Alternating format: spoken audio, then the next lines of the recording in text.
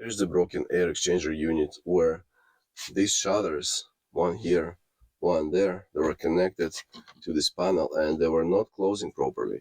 So the main board was thinking that they're faulty and was preventing this unit from running and circulating the air.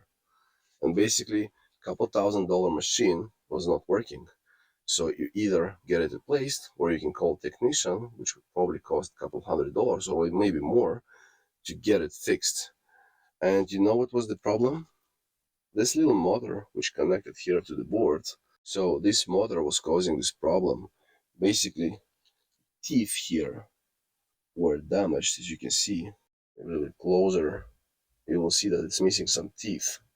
Basically, it was not properly rotating. Yeah, you see here. It wasn't properly rotating, and that was preventing those shutters to shut down.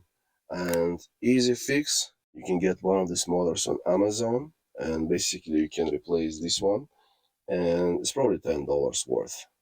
Just make sure you know the procedure of replacing. And as you can see, it's connected right now, and it's rotating.